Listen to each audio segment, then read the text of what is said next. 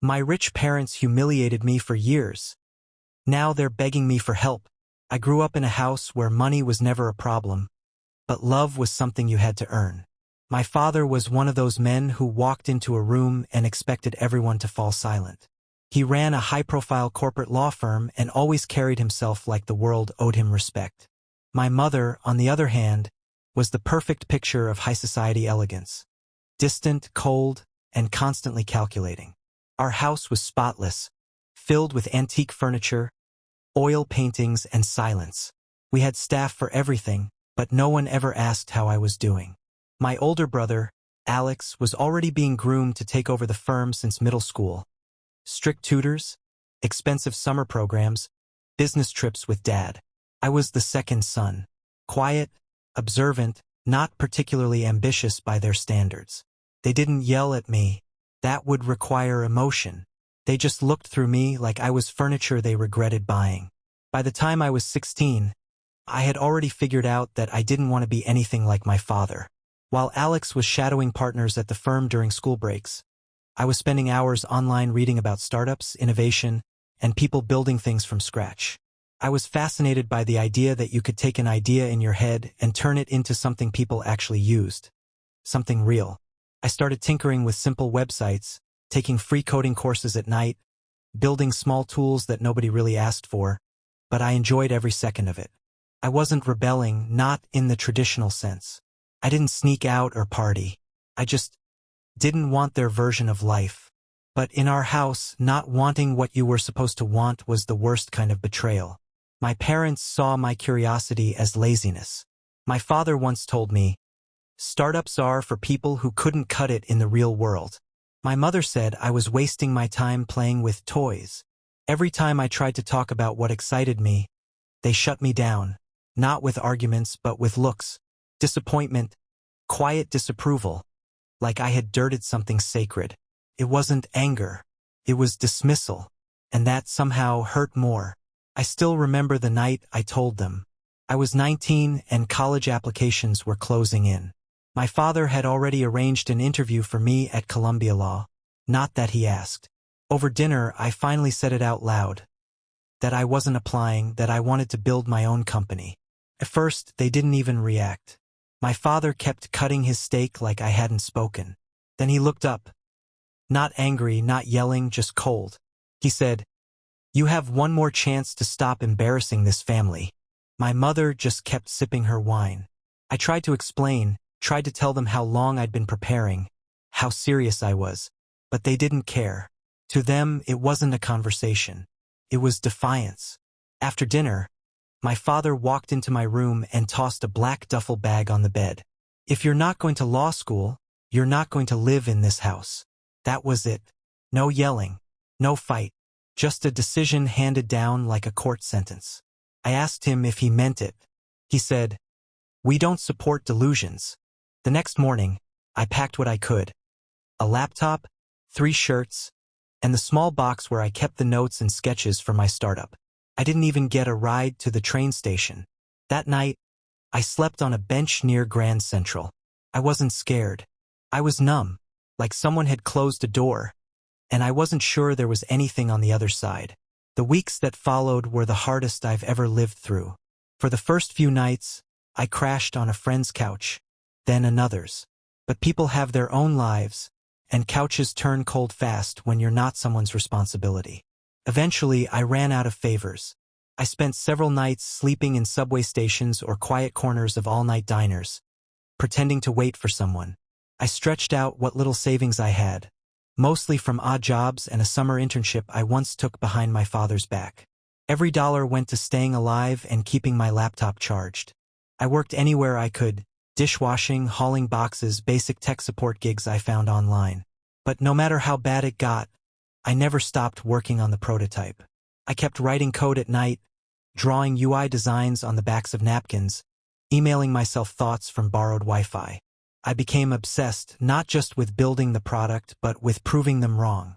And slowly, something inside me hardened. I stopped waiting for approval. I stopped needing it. The streets taught me how to stand on my own feet. And for the first time in my life, I realized that everything I needed, belief, discipline, grit, had to come from me. Nobody was coming to save me, and somehow that truth was freeing. It took almost 2 years before anything real happened. 2 years of failure after failure. Pitch decks ignored, emails left unread, prototypes crashing, investors laughing. But I kept going. I refined the product until it didn't break. I rewrote my pitch 100 times until someone finally answered. It was a small angel investor, a woman who'd once been in a similar place. She didn't just fund me. She listened. She asked hard questions. She believed when no one else did. With her seed money, I rented a tiny shared workspace in Brooklyn. No windows, but it had Wi-Fi and a lock on the door. For the first time in years, I could breathe. I built the product from scratch again, this time with everything I'd learned the hard way. Within 6 months, we had our first real users. Within a year, we had paying clients. And the moment that first payment hit the company's account, I didn't cry. I didn't cheer. I just sat there, staring at the screen, silent. It wasn't happiness. It was something quieter, like the sound of a storm finally passing. And in that silence, I realized something. I didn't want revenge. I didn't want them to beg. I just wanted to know I could survive without them. And now I had. They showed up one afternoon, unannounced, as if time hadn't passed, as if the last few years hadn't happened. My assistant told me 2 visitors were waiting in the lobby. I didn't recognize their names, but when I came down and saw them sitting there, my mother in a neatly pressed coat, my father holding his hat like it weighed a ton, I froze. For a second, I felt like I was 17 again, standing in that museum of a living room trying to be seen. They looked older, smaller. My father's voice cracked when he said my name. My mother didn't speak at all, just stared, like she was waiting for me to say something first. Turns out the firm had gone under. Bad investments. A lawsuit. Alex, the golden boy, had taken off to another country and cut all ties. They'd lost almost everything. And now they needed help. Financial help. My help. "We haven't seen you in a long time," my father said, as if it had been a misunderstanding, a missed dinner. 6 years, I said quietly.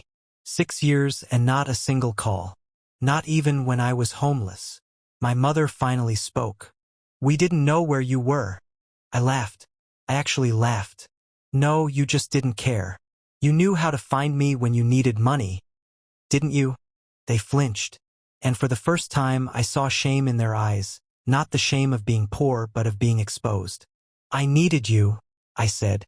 "I needed you when I was sleeping in the subway, when I was selling my blood to buy food, when I had no one. You threw me out like garbage because I didn't want to be your clone. And now that your empire's crumbled, you come back like none of it happened." My father opened his mouth, but I stopped him. "I'm not your son anymore. I built something from nothing without you, and I don't owe you anything." They sat in silence. No more words. No excuses. I turned and walked away, my heart heavy, but clear. For the first time, I wasn't chasing their approval. I had already won, not with money, but with freedom. And I never looked back. And you know what really kills me? They didn't even say, "We're sorry." Not once. "No, we regret what we did." "No, we shouldn't have kicked you out." Nothing. Just silence and then a casual ask for money. Like I'm a bank. Like I'm just some safety net they always assumed would be there no matter how badly they treated me. I mean, am I crazy for being furious? 6 years. Not a text, not an email, not even a shitty birthday message. They knew where I went to school, they knew I lived in the city. They just didn't give a damn. And now that their perfect son bailed and their empire is gone, I'm supposed to swoop in and save them? I'm not a heartless person. But they made it very clear I wasn't part of the family. That I was disposable. And now I'm supposed to forget all that because they're desperate? Look, I told them flat out, if they ever want to talk, really talk like humans, not about money, I might be open to it. But I will not give them a cent. They chose to cut me off and they can live with that choice. Honestly, I started going to therapy. I didn't realize how deep the damage went until they walked back into my life. I've got years of resentment, abandonment, and trauma to sort through. I'm not doing this to be petty. I'm doing it because I finally see how much it ed me up. And I'm done pretending they didn't hurt me. I'm done fixing people who broke me.